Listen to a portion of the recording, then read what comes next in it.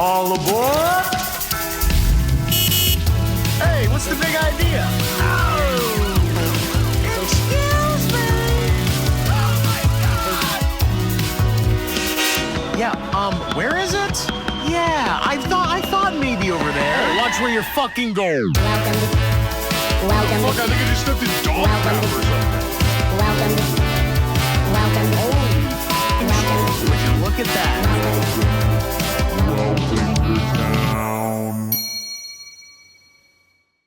Okay. What's up, folks? Welcome to Tinkertown. No Marger, as always. Thanks for being back in the stew for another week, and more like in the peat. More like in the peat. I'm going to keep that guy right there. Thanks for being here. If this is your first time, thanks for being here. If this is not your first time, you're a saint. Welcome back. Got a good guest today. Let's get him in here. My guest today, actor, comedian, musician, whose videos you've probably seen on TikTok and Instagram. And if you live in New York City, Boston, Philadelphia, Los Angeles, California, Seattle, Washington, Chicago, Illinois, you can see him live this summer. Ticket links will be in the in the description of this show, as well as on his Instagram. Go see this guy. Really fucking good. This guy, you have to go see it if you live in those cities. You're an idiot if you don't, but also you're chill as hell. But also you're not an idiot. You're also chill as hell. Please go see him. Please welcome Kenny Gray. Hello. Shake my hand. Shaking. You can't. If you can hear it, but you can't see it unless you're watching. Most people are watching. Yeah, really? I'm going to be honest. Most people are watching. Oh, what's up? Hello. This is not just for us. Most people are going to watch this. So hell yeah. I would say it's crazy. It started out pretty even. Like half the people would listen, half the people would watch. This is episode 9. There's been like 6 or 7 episodes that have been out. 90 to 95% of people are watching and not listening now. Nice. Well, I'm glad I wore clothes. Thank fucking God. I'm glad, and I forgot to tell you that, so thank you so much. Thank you for having me, Noah. This is awesome. And I noticed no Austin, Texas, no Comedy Mothership this time around. Sorry, guys. They were worried that if I went there, it might start a revolution. And you know what? Maybe on the next go around? Maybe. I don't know. It's been, I think I didn't book these dates. I worked with a booking company. So don't blame me. Okay. No. But they said these were good comedy cities. I would just say so. Yeah. I'm from Portland. Portland's a good comedy city. Not going there. Don't go there. And if you are in Portland, go to Seattle and see Kenny instead. But if you come to these shows, I would love to go other places. So yes. If you come to these shows, fly. If you live somewhere else, fly to these shows. Yeah, spend all your money on the flight and then beg Kenny to let you in because you don't have money. I'll give you a free button. That's so sick. I love that. All right, well, I'll talk to my friend Mr. Rogan, see if I can get you in the Comedy Mothership. Thank you. I'll let you. Do you want to do the big room or the little room? Oh, I want to do the little room because that's comedy. Comedy is alive. Comedy's legal in the little room, and plus in a small room you can get the phones away. You can get. Well, they make you put the phones away there. Yeah, they make you put them in a Yonder bag. Why do we know that brand name? Because they're the only bag that does that. There's not another bag in the world that's like, just like put your phone in here and do they put do it away. Something special? Is it like a specific? As far as I know, it's like a magnetic seal. Oh. So you put I've only had them like once or twice. You put your phone in the bag. There's like a clip that's like a magnet. And then it's sealed unless somebody unlocks it for you. Oh, I see. So I think that's maybe the patented part of it. I'll ask Rogan, obviously, since I'm good friends with him. Yeah. Why he decided to go with that. But it is fucked that we know Yonder bag is like the thing. It's just like whoever's marketing it, good job. Congrats. And obviously, I didn't say this. I wanted to say this on mic. I know you have an 11-week-old child, but let me be the first person to say congratulations to you. Congratulations on having a kid. Thank you. Yeah. I am the first person. I don't know how many people actually know because it's not. I felt weird about posting my child on social media or really saying much about it. Totally. But thank you. Yeah, it's been. It truly is life changing. Yes, I can imagine. And I said that in the most like I'm a dickhead way, being like, let me be the first person to say, but I guess in some ways, maybe I am. I've been it's kind of dropped me out of the live comedy world for a while. So I haven't seen that many people. So you are amongst a handful of people. Well, congrats to me. Thank you. And congrats to me for being one of the first people to wish you congratulations. congratulations. To Noah, and congrats to you for doing it. Thank you, man. And I know you specifically asked for this to be out I sure did. during the show. What do you think? And I know everyone can see this at home, but what do you think about the Peter Griffin rug? I love the Peter Griffin rug. Thank you. I think we as a nation need to admit how much we all love Dane Cook in the first few seasons of Family Guy. Okay, let's get into it. We can't deny, maybe you didn't, but maybe a lot of us need to admit that we all really, really liked Dane Cook in Family Guy when it first came out. New England royalty, some could say. I was so entrenched in New England that I didn't really process that that they were from there, because that's everyone I knew was from there. Totally, yes. You know what I mean? Yes. Family Guy being set in New England, I was like, that's normal. That's just real life. And I didn't really like his accent. The Boston accent, the New England accent, I guess in general, was something I didn't realize was like. I just thought that's how people talked. Totally. Like, it wasn't until I went to college I was like, oh, and people would be like, oh, the Boston accent, because people were coming, because I went to school in Boston. So Peter. I don't know. It's just one of those things where, like, when I'll talk, like, as my grandparents, and people will be like, "Oh, Peter." Like, no, dude. That's just how a lot of people talk. Is that a hot take? What I said, dude? I don't think it is a hot. I mean, maybe it's. I think what the hot take is more the Dane Cook part for me. I think that's a long way of saying this scene blew my mind. When he's grabbing the knee. This and the chicken fight. Yeah. Really, I know now there's such cliches. It's like Rick and Morty, where it's one of those things that's become so beloved by such a large group of people that it like almost loses its specialness. And we can say it, really annoying. Yeah, really annoying guys. Annoying guys, of which, of course, in middle school, we were all friends with. And some of us never grew out of it and are hosting a podcast and have the rug and are maybe asking every other guest about what they think. So it's all good. It's all chill. So I love it. I love the rug. The Dane Cook is the hot part. Yeah. His first album. I guess so. Dane Cook is like just one of those guys that like when I like realized what stand up was, I was like, well, that's the guy. Cause I think he got popular when I was like, he's like 2006, I would say is like the height of Dane Cook. Yeah. I was 9 years old. Okay. So 2006, I would have been 14, 15. Okay. So you got a couple years on me. Yeah. And I think this is such a kind of a funny, my brother, I had a younger brother, so we would sometimes have a babysitter after school if my parents were away, so that I could like do schoolwork and someone could watch him. For sure. So I guess I'm trying to embarrassingly say, like, I think there was a babysitter in my life like way too long. But she showed me Dane Cook's Comedy Central like half hour. That's awesome. Like when it first came out. She was hooking you up with some cool stuff. Yeah. So I was hip to his xenomorph bit way early. Hell yes, dude. The only bit that I even remember. Wait. That's awesome. That's what he would do. He'd go.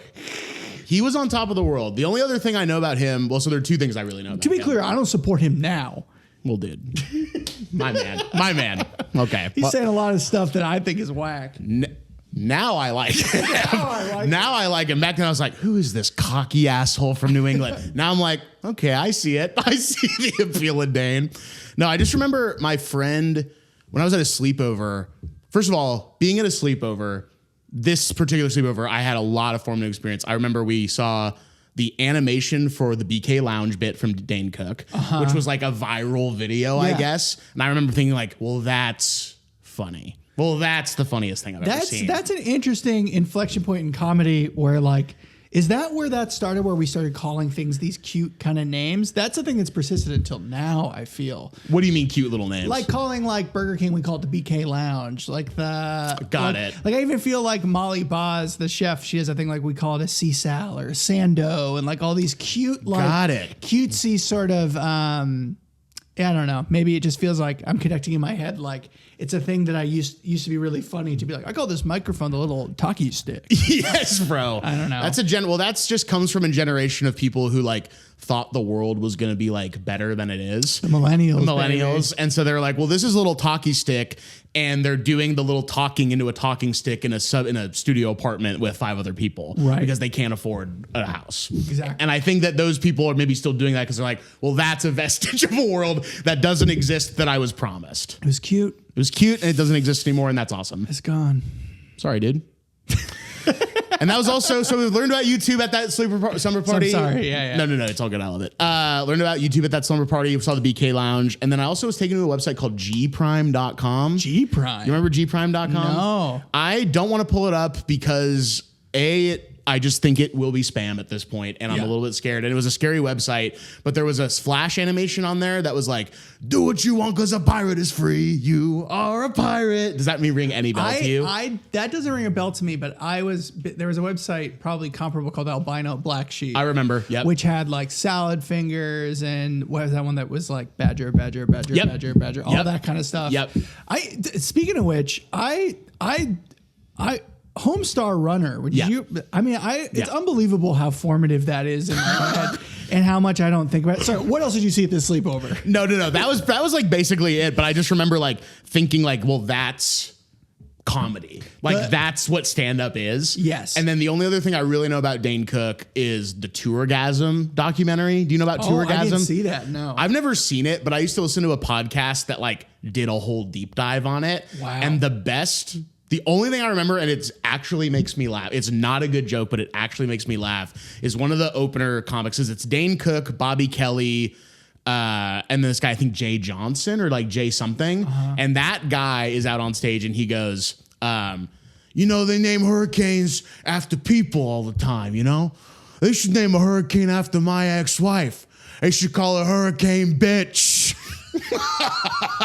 And I love that joke. I love that joke. It sucks. It's not funny. I know. But it's so good. It's just such of an era. Like my dad was a big fan of Dennis Miller. Dennis Leary? Yeah. He's the blonde Boston guy who was in And he has Diego, right? In Ice Age? Was he? I think the saber-tooth tiger. You're yes. Right, yes. And he has a joke that was, all these coffee. My dad used to say this joke verbatim.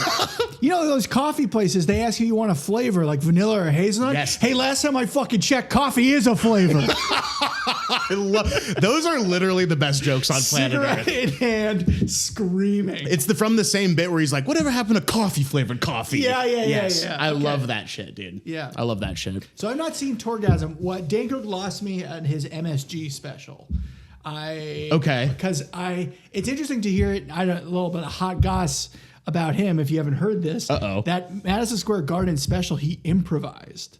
No way. Because he didn't have enough material. I remember, because I was a big fan of comedy albums. Okay, for sure. It was the Brian Regan album. Stupid at School, the one that's Stupid at School. John Panett's album. Okay. Patton Oswalt, John Mulaney, like all that stuff. Totally. But I liked Dan Cook's albums when I was 16. I don't know when that MSG special came out, but I remember watching it and being like, oh, this sucks. This is bad. This is bad. It's not funny. This is like, I think one of my visceral comedy experiences seeing someone like jump the shark.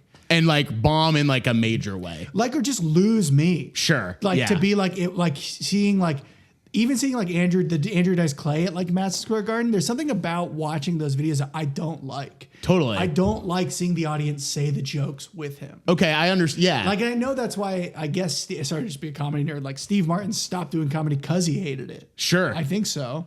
I don't know enough about Steve Martin, but I know that he was like at the height of his career and said, I'm done. I think just because he got on stage and people would say the jokes with him.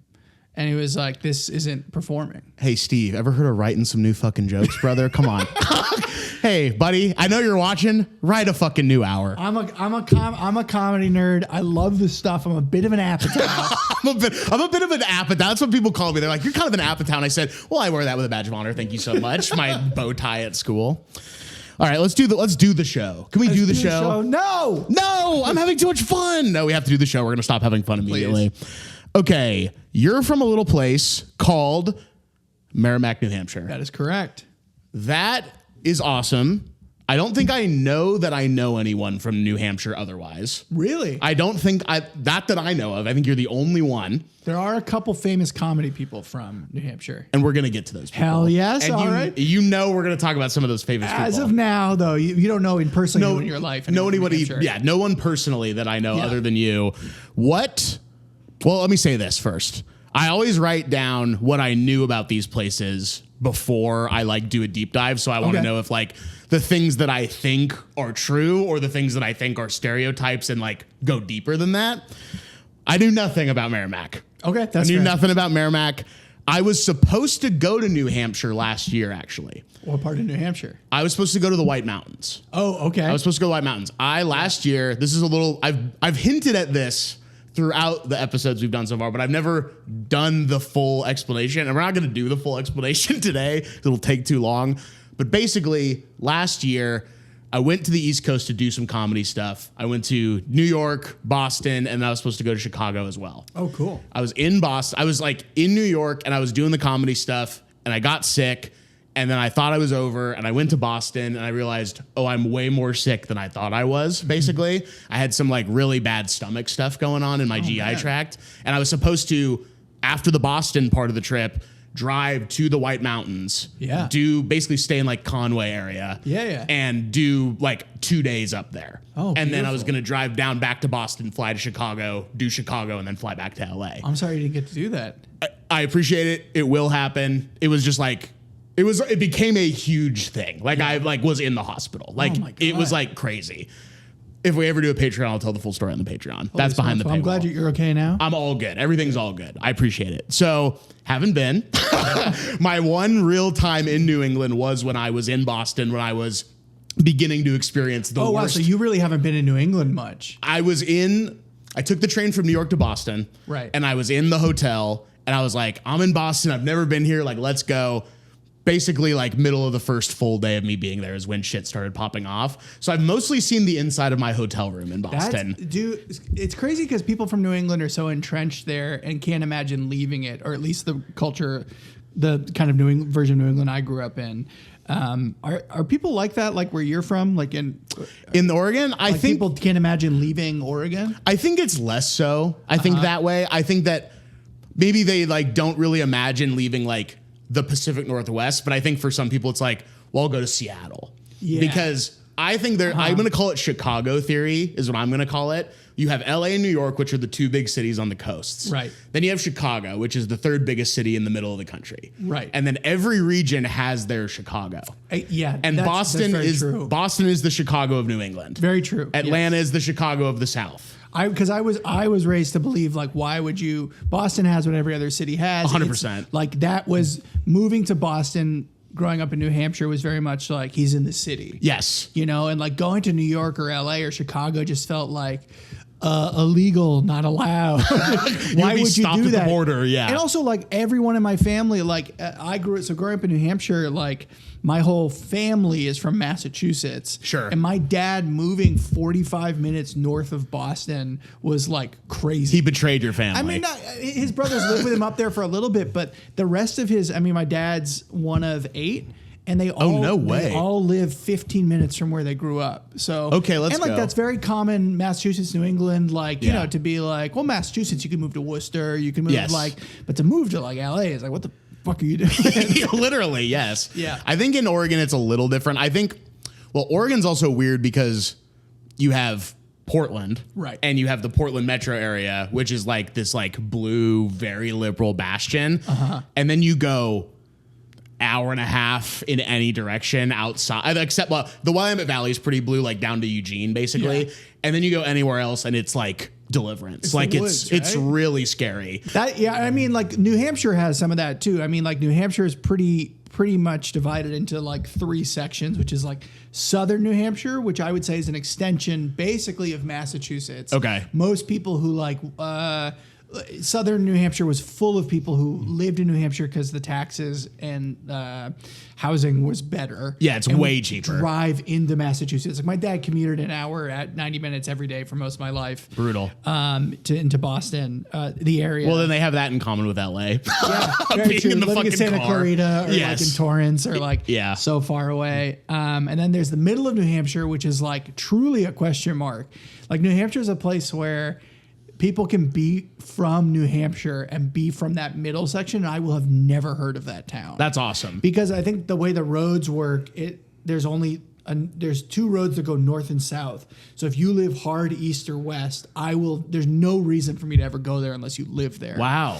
So Isn't an Ivy League college on the border? Dartmouth. I don't know. Yeah. I couldn't on a map point to where Dartmouth is. That's awesome. And then there's the north of New Hampshire, which is everyone knows, which is like, so the state's only like 3 hours long, but the middle is like the woods, and I don't know. It's the a lot Bermuda of it. Triangle for Yeah. all intents and purposes. And just the way it works, like it's New Hampshire is very connected roads-wise to Massachusetts. Totally. And then kind of to Maine, but not at all to Vermont, even though it's there. Yeah, that's Like, interesting. I think I've been to Vermont twice in my life. Well, I was going to bring this up. It feels like Vermont and New Hampshire are married in my head. Right. Because they are right next to each other, and I know very little about both. And they seem like very like unique in their own ways. Vermont seems like the black sheep of the family in the sense that it's like very hippie, very Right. liberal, very democratic socialist vibes like throughout the state. And then you cross over to the border and it's like the libertarian cousin almost. It's weird because like I know people like in Boston, you will meet people from New Hampshire and from Vermont because that's connected via roads. But like Vermont and New Hampshire don't interact. So weird to me. Unless you live, I guess, on the border. But like, I had never met anyone really from Vermont and New Hampshire until I went to Boston. Like, there's no. That's interesting. But culturally, they're very. I remember driving into Vermont for the first time and being like, "Oh, this is so different." It looks Yeah. the same, but it is like The hippie attitude is different. Farms. There's craft beer. It's beautiful. Ben and Jerry's. But like, it's I growing up there. It's like it's Montreal, Vermont, the Catskills of New York City. Okay. It's like one road. And then New Hampshire is like Boston, New Hampshire, Maine. And so that's those are the places that interact. the cultural identities. But like, so like Vermont's more connected roads wise, at least to like Connecticut, New York. Yes. And like then Canada. So like, but it is New England very much. It's just weird that like, I don't know. When you look at New Hampshire, Vermont, you'd be like, oh, they must like have a war. It's like, oh, they don't talk to each other. They don't talk to each other at all. Yeah, that's why I feel like Vermont is like the kid in the family who's like totally separated. Like, I'm out of here. Vermont rocks. It Like, seems like it does. it's a cool place. Yeah, it seems like it does. Like I feel like Bernie, obviously. New Hampshire's fine. Well, I wanted to ask you what do you, if you had to explain to someone who was going to go visit for the first time, what would they expect if they go there? Or even just to where you're from? It's the suburbs and the woods. Yeah. I would say. Okay. Like New Hampshire's like it's New England, so it's got very much the like character of New England. It's old. It's got history, like Revolutionary War stuff. But it's kind of the woods and it's kind of slow. But I don't know. It's just like it feels very. I guess I think it's like 90% trees is the figure. No way. It's like there's just trees everywhere. So it is very much the woods, but it's also very much suburbia. Totally. So like it's like it's halfway. It feels like if you blended Maine and Massachusetts. That's really what it is. Totally. Where Okay. it's like Maine is very rural, not rural, but Maine is very like foresty. woodsy. Yeah. And like so, you got like a Dairy Queen, but you also got like skiing. And we're going to talk about both. Believe it or not, we're going to talk about both. Yeah. To be honest with you. What is, and we talked about this a little bit, but just to really ask it straight up, what is the relationship to Boston? I know people literally live in New Hampshire as a bedroom community to Boston and Yeah. like commute in, but like, does it feel like Boston's the big brother to your little brother, or what Yes. is the relationship? Yeah, Massachusetts is for sure like the real deal. Like, like I would tell people, like from when I moved to LA, like, oh, I'm from the Boston area, And like people from New England out here would be like, no, you're not. Like, you're hell from New yeah. Hampshire. Hell yeah. Like that thing of like Boston, where you're from. Boston is like such a small, like geographically, what is Boston is so fucking small. It's really small. Really small. Like I met out here, I was in an acting class, and there's a kid from Cambridge, and like it's like Somerville is like basically like a Queens to New York City. Totally. And I guess not legally, it's not the same thing. But I remember I was like, oh, I lived in Somerville. I moved here from Boston. He was like, Somerville's not Boston. I love that. I was like, if Somerville's not fucking Boston, then like Brooklyn's not New York City. Definitely. Like, Yeah. It is like this weird like one-upmanship, but Boston is the big city. It's the place. It's not that far, but it is kind of a weird dynamic where when Boston is like the farthest you would drive, I guess, beyond the White Mountains, which is like 3 hours is kind of like the maximum distance. Okay. So, yeah, Boston's the big city. Yeah.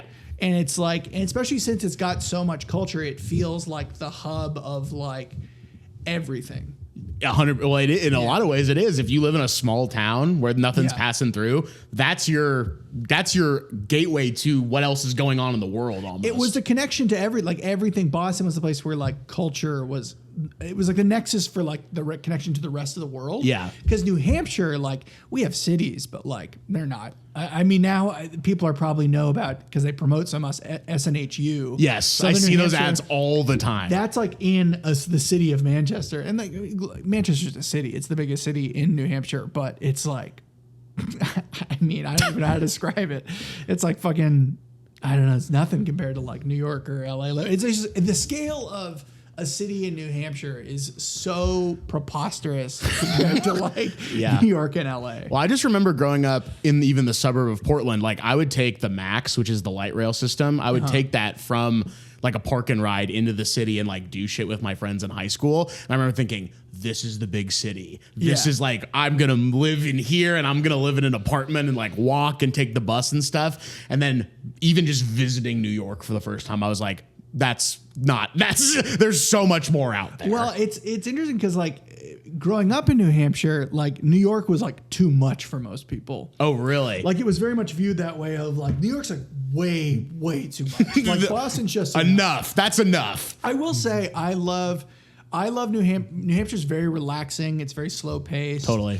I love it. Boston's a good city to live in. Is it? Yeah. Okay. And they've got good bike lanes. They've got good public transportation. It's walkable. Okay. Like I didn't really process until I lived in LA. Like I could technically walk from the center of Boston to where I lived in Somerville in like an hour, 90 minutes. Okay. Not bad. It's like, so you could just walk or bike everywhere. I do greatly miss it. Yeah. That element of this city. Yeah. I mean, listen, I saw mostly the inside of my hotel room when I was there, but I'd like to go back and really see it. I the minute I knew things were bad for me was I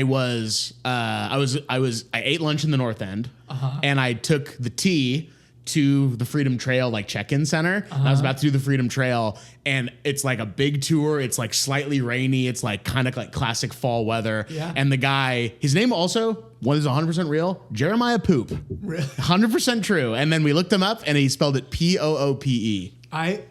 As you say that, I feel like that man has been talked about because I was part of the improv scene in Boston and a lot of comedians did that job. I'm sure. The walking trail job. Yeah, I'm sure. And he told us, he said, this started as a summer job in 1999 and I never left. Damn. And so he's like wearing the weathered. costume?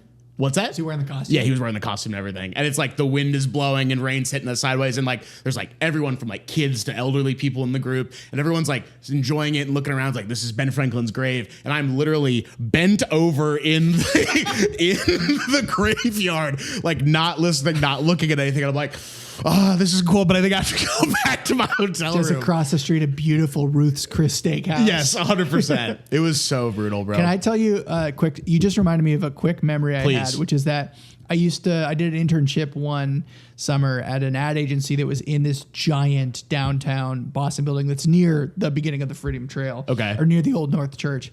And in that same building was the Boston Globe's office. Oh, shit. And as I walked into work in that building one day, I saw like a raggedy looking old white man with a ponytail holding a box of like documents, like clearly a guy who like called the paper and was like, I have the information of some story. Hell yes. And I saw the moment a reporter told him like, we're not going to do this. That's so good, This bro. guy brought a box full of like evidence of, so I don't know. I wish I know who killed JFK. Yeah, sort of like, I wish I knew. I'm like watching like Spotlight adjacent, like just, oh man. You know what the best, it's just a total side note. No, please. When we watched Spotlight at the end, when they did the list of the people who were like, the sexual predators. Yes. My dad paused it and went, I know that guy. Oh, come on, He man. called his brothers. He's like, have you seen Spotlight? Our friend is in Spotlight. Not our friend, but being like, I know that priest. I know that guy. Which is actually a perfect segue into the next thing. Do you know Brookstone's headquartered in Merrimack? I did not know that. Brookstone is headquartered in Merrimack, and I want to show you what's going on. I just went to this is the brookstone.com collections. Where? If you go to all products, this is like, okay, you got the cozy heated plush throw, you got the Brookstone original farm cushion. The rest of their top products are vibrators. Literally, the rest of them are what do they call them? Intimate massagers. Isn't that awesome, dude? God, that's good for them. That's crazy to be. I mean, listen, I've not shopped at Brookstone. I have not been in a Brookstone in a long time. They figured out what people want. I felt always so guilty using the massage chairs in Brookstone if I wasn't going to buy them. Do you know what I mean? I don't know what that says about me, but That's Catholic guilt, maybe. yeah. That's maybe some Catholic guilt. Luckily, I was raised Protestant. Okay, thank God. Shout out to that. Shout out to that. Okay, I looked up this. Maybe you know nothing about this, but if you do, I want to know. This is a quote. Okay. The Rockin' Rib Fest, hosted by Nashua West Rotary Club, was an annual event held from 2003 to 2018, the proceeds of which benefited many local charities. That's hilarious.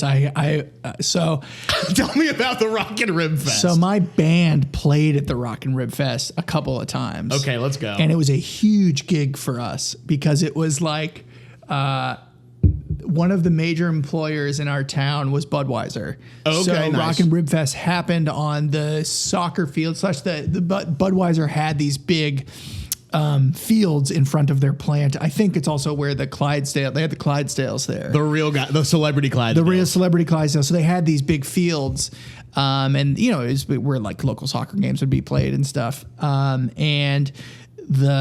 We played Rock and Rib Fest a couple of times, and it was like a huge deal at the time. Like it's like when you get the gig, it's just like I don't know. It was the apex of like a small town thing that like when my band got booked to play like the Rock and Rib Fest, it was like we made it. A nod that we had made it. Yeah. Yeah. That's amazing. Yeah. What was your band at the time? It's a band called Tom Flash and the Lightning Band. Were you Tom Flash? God. Sorry. Sorry, I didn't mean to fucking poke an old wound. No. We thought that name was so cool. And I have such a hard time telling people it now. It was inspired by a lot of the bands I was a big fan of the band Jet, who did Are You Gonna Be My Girl? Totally. I know a lot of people roll their eyes at that. I loved them. I loved all their albums. I love all their music. You're a true blue fan. Big fan. Wow. And like Wolf Mother, The Hives, all that stuff. Yes. So Jet is named after the Paul McCartney song Jet. Of course. And so I was like, oh, what's a band I like? I like the Rolling Stones. They have Jumpin' Jack Flash. We'll call our band Tom Flash. Just to make it a little different. Just to be like, oh, it's a nod to rock and roll. Yes. But then it came to be like, it was so hard to be a band called Tom Flash in the midst of like fucking like Arcade Fire. Like Sure. we were playing with bands who had trumpets and vests on. They were doing literal stomp clap. Yeah. Yes. And then like on comes Rock and Roll Clowns. But now I like it. But yeah, Tom Flash and the Lightning. Then later we dropped the Lightning Band part of it. Okay. It's cleaner. Yeah. you Well, know? obviously it's cleaner. And we just were Tom Flash. I was gonna say that you guys should drop it. I'm really glad to hear that you did. Thank you. Yeah, you're welcome. We were 17 years old. Well, you know? nailed it. You Thank figured you. it out. I knew you guys would figure it out. I appreciate it. And the band is no longer. Band is no longer. Yeah. Sadly, band is no longer. Great experience. Lots of good music. Still the thing I think my parents are most proud of. That you played Rib Fest. Well, then I played Rib Fest, but that like on my social media, my dad will still be like, what if what if you posted about, you have all this back catalog of music from when you were 18? I was like, Dad, I don't think they want to hear it. But he wants to hear it. That's nice. He helped us produce it. My dad played in a rock band for a long time. Oh, he did? That's cool. Nothing like huge, but he put himself through college and grad school playing in bar bands. No and way. It was the heyday of that kind of like the heyday of like actually playing in bands at bars and making money. And so it was great. In the Boston area? Yeah. Hell yeah. That's awesome. Great. That's very cool. And then I got to give credit to Merrimack in a very real way. I don't know if you know about this. I don't know if you've kept up with what was going on there.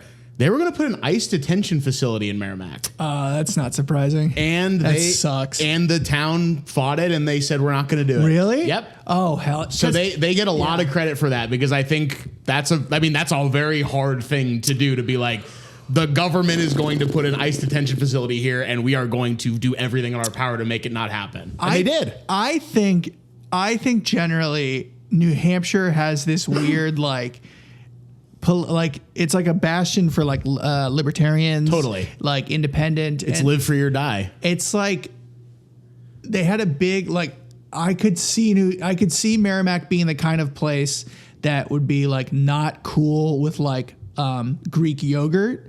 Like being like, for real. just being like, that's kind of weird, isn't it? But like ICE detention, be like, all right, well, that's too fucking far. You know what I mean? That's like kind of beautiful, actually. They're being like, you don't wear a pink shirt if you're a man, but also we treat everyone with respect. Yeah, that's sort of like, I guess like weird. I guess it's light homophobia. Sure. Yes. Maybe not even light, but just maybe pretty in your face. Maybe pretty direct. But just like Merrimack, it's interesting as I've gotten older. Merrimack, more and more businesses have showed up there, because growing up there, it was just the town between Nashua and Manchester, which are the two big cities. Yep. So there wasn't really anything there. And as like we've grown up, there's been more businesses that have gone there, probably because it's cheap to go there. 100%. And you're close to Boston, and it's cheap. Yeah, all that stuff. But legitimately, shout out to them for making that change. Good for them. Thank you, Merrimack. We love you, Merrimack. We love you, Merrimack. And the one thing I love to do is I like to go to the subreddits of these places. Whoa. Have you ever been to the subreddit of either the New Hampshire subreddit or the Merrimack subreddit? Is there a Merrimack, New Hampshire subreddit? So there is. I don't remember if I actually pulled anything from there, because I think it's so small. I think it literally said it was legitimately like 15 users. Who would even, But the New Hampshire one's pretty active. Of course. And so I went around, I looked at some posts that I thought were funny. And just as a preface, this is a big part of the show where I read reviews and stuff. The subreddit had some really good stuff. A little bit hard to find good reviews of some of these places, but but I mean good reviews. I mean funny reviews. Yeah. So gotcha. I did find some stuff, but sorry, this week was a little light on the funny reviews. But we'll go to the subreddit. Very important that we just address this up top. Rule number 3 is massholes go home in the New Hampshire subreddit. Massholes go home. No suggesting that New Hampshire should be more like Massachusetts or complaining about the ways in which New Hampshire is different than Massachusetts. That is the 3rd rule in the New Hampshire subreddit. Okay, I have to address. That's so crazy, because they're so fucking similar. They're probably as similar as you can be. I actually like it. It is a bit of a weird thing where like I do identify so much with Massachusetts culture, quote unquote, because my dad grew up he's an Irish Boston, I guess not Boston, Walpole. He's from Massachusetts. He's Irish Catholic. He's one of a million. But my dad was very baked in Massachusetts culture. We went every single weekend to my Nana's house in Walpole, Mass. Every single weekend until I was maybe 13. Whoa. So I was in Massachusetts with my 30 cousins constantly. No way. And so a lot of what I would say is Massachusetts culture was very much part of my life. Totally. And I don't even fucking know what New Hampshire culture is. Besides fucking flannels and lakes, which I think is maybe and that's so many places culture. There was a big, if maybe it's somewhere in this episode, you link to it. There was a giant thing where there was a parody of New York State of Mind that was New Hampshire State of Mind. Oh, I don't know about this. It was in New Hampshire, something, but man, it was a huge hit. I missed that one entirely. I wish I had. It's not the Kanga. It's not the Kanga. It's not the Kangamangas. It's the Congamongas. Yes, it's a scenic bro. road that we like to drive in August. Yes, bro. I was gonna drive that road in the White Mountains. I was gonna Fucking drive that. Kangamongas, dude. No mass holes. What are they talking about? I mean, they're basically like, hey, it's New Hampshire. Up only. north is different though, because up north is like they call it the south of the north. Like when you get closer to Canada and stuff. Yeah, closer to like, yeah, definitely up there is like, oh, like I remember going to a movie theater when we were on a ski vacation in a town called Littleton, and me and my family walked in this movie theater, and it was clear we were the only people that they did not recognize in that movie theater. Wow. And like, what a weird feeling. it was like the whole room was staring at us. It was really weird. That is weird. And I think it's because I was wearing a tie-dye shirt. Well, that was your mistake. That's on you, by the way. That's on you. Remember for when I wearing mentioned it. the pink shirt thing earlier? Then they would not like a rainbow one. To them, you're basically burning and going to hell for that, and I love that. Yeah. Okay, so this is from r/New Hampshire 9 months ago. No mass holes. No mass holes. Someone going into the Merrimack near exit 4 north on 293 soon. The shoulder has eroded right up to the slow travel lane. Every day I drive and cross my fingers it's not me. The cones are new. So now you can see the cones are right there. There's a big hole. I can zoom in a little bit. There's a hole right there. And this person is just observing that on the side of the road, which is very, very fucking cool. And there's some replies to that. First person says, sure, 2 whole cones. That'll be fine. What are you demanding? A third cone? So they're riffing. So they're riffing in the replies. And then this next person goes, hey, in this economy, that gets a big laugh. And then for some reason, Superb Strain 6305 says, more like 2 whole cones with an HOLE. Very funny, very cool. I thought about what that meant for a long time because I didn't know what the fuck they were talking about. They're talking about the hole on the side of the road. Amazing. So is that New Hampshire culture, that little exchange? Definitely ribbing like that is New Hampshire culture. I love that. I think, but it's the same thing as like, that's why it's great. It's like the Massachusetts thing of like being, I guess in Massachusetts definitely more pronounced, but the definitely being like giving you shit, giving ball you, busting, giving you a hard time for, I guess, being genuine or vulnerable. That's New England. That's crazy because New Hampshire's all of the roads look like that. Like, all of the roads are 2-lane roads through the woods with like bogs and swamps on either side. So that's like that's everywhere. So I don't know. You could die easily driving off the roads in New Hampshire. Hey, that one, people are concerned about that one for some reason. Yeah. This is from 2 years ago from the New Hampshire subreddit. Biden forces Merrimack students to stay late at school. Oh boy. Just got a call from the school at the dismissal time. Apparently no one is allowed to pick up kids at the main 3 schools in Merrimack due to the president speaking at the Legion in town. Oh, interesting. They have all of is it Babusick Lake? Yeah, my family, we used to have a small home on Babusick Lake. Did you? Yeah. That's nice. It says they have all of Babusick Lake Road closed by the schools. Hottest day. I don't know why they said that. Hottest day of the year so far, and the kids have to stay late with 0 notice. New paragraph. Fuck Biden's campaign and fuck the Merrimack School District. This is such small town like Merrimack. Like, because there's not that many roads in Merrimack. I mean, Babusick Lake is where I learned to swim. It's like, but like any sort of like inconvenience. Like, I remember I guess because there's not a lot of roads, like sometimes they would shut off this road that connected. What was it, off Babusick? I forget what it was. But when they shut that road down, it was fucking annoying because you have to drive around. You have to literally drive around. I mean, we're talking 5-10 minutes. And that's someone's life that we're dealing with in those 5-10 minutes. I recently redrove from, my parents don't live in Merrimack anymore, but from where we used to live to my school, because I remember it feeling infinite and it was like 10 minutes long. I love that. That's amazing. I mean? So that sounds like New Hampshire. So basically fuck the Biden campaign basically for that. I'm glad I don't live in New Hampshire around the Trump campaign because yeah, I'm sure it is nasty over there. Because I think that's where a lot of the like kind of like libertarian ideals really got. I mean, they were always a bit suspect, but really got soured. Yeah, and then they got a big light shined on them and it exposed everything. And it was like, cool, I'm not going to be like that, I don't think. Yeah, just that shift from like New Hampshire was full of guys who liked Nickelback and Creed. And such like going down to the Verizon Center to fucking go see Korn. Like, yes, dude. And like a lot of those guys. Yeah. Dude, there's like when I see the Conor O'Malley videos, I'm like, I know those guys. Those are everyone I grew up with and more. They're everywhere. And then this is from a year ago. This is just a photo of the Merrimack River. And it says, more sewage than usual flowed into the Merrimack River in 2024. And this person says, it was an election year, so more people were full of shit than normal. Hell yeah. So it's out and it's proud. People are loving to sort of be like, guess what?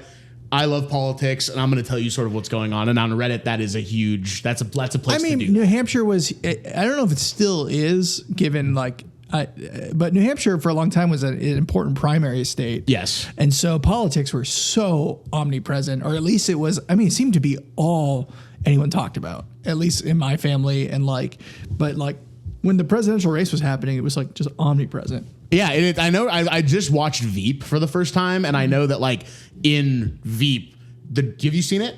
Oh yeah. The Jonah's character, his uncle is like the king of New Hampshire. Oh, I haven't seen that then. It's if you watch the whole show, you meet Jonah's uncle, and he's like the man in New Hampshire, and he kind of pulls some strings, and it's maybe the craziest person on the show. It's so weird because New Hampshire, yeah. Because for a long time, people in New Hampshire prided themselves on we just look into everyone. And we look into, you know what I mean? We're independent. We are not swayed by the party politics, and which in theory is cool. Yeah. And then you realize what that means. Yeah, exactly. And then you go, maybe not as cool. Maybe not as cool. Maybe not as chill. That's interesting. The Merrimack River. That's a picture I think of Manchester. This one right here? There's the Merrimack River, and there's Merrimack County, and there's Merrimack the town, and those are all three different things. Damn. Y'all got to get it together on that one. Y'all got to figure that one out. And then this is from r/New England. Okay. If every New England state was a drug, Vermont would be acid, New Hampshire would be cocaine, Maine would be meth, Massachusetts would be weed, Connecticut would be crack. This is whack. Rhode Island so bad. would be fluoxetine, which I've never even heard of in my life. Don't know what that is. Rhode Island would be fluoxetine? That's what it says. Vermont acid, I get that one. New Hampshire cocaine, I don't know. I don't know how I feel about that. I don't like that. Vermont should be weed. Yep. Massachusetts is weed.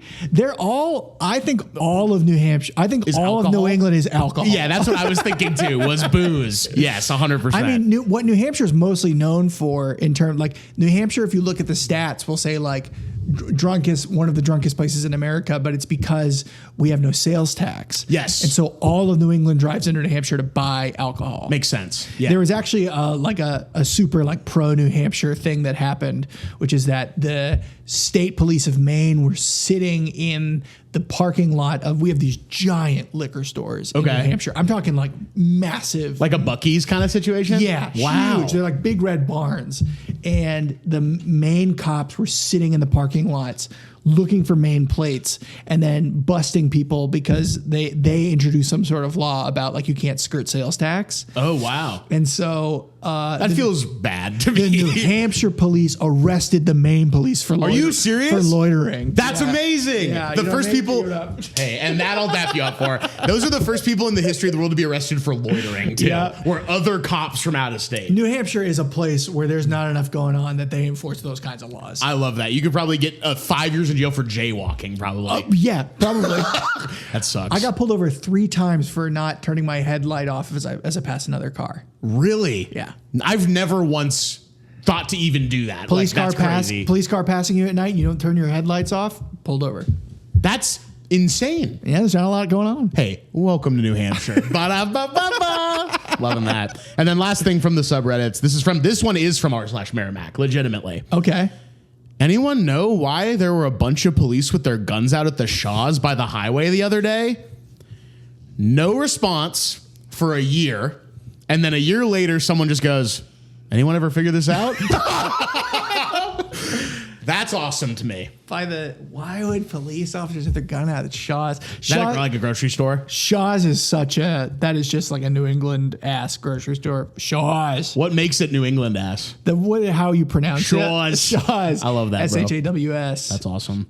So yeah, if you ever want to just know what's going on, you can go to the New Hampshire subreddit, just type Merrimack, type Manchester, whatever, find out. You can get first-hand accurate news about what's going on in your area. New Hampshire, the reason you would go to New Hampshire, I guess, is for the lakes and skiing. And those parts of New Hampshire are really nice. We actually didn't we went skiing quite a bit because New Hampshire has made specifically their winter vacation a different week than the rest of New England, so that New Hampshire could go use all of the ski resorts.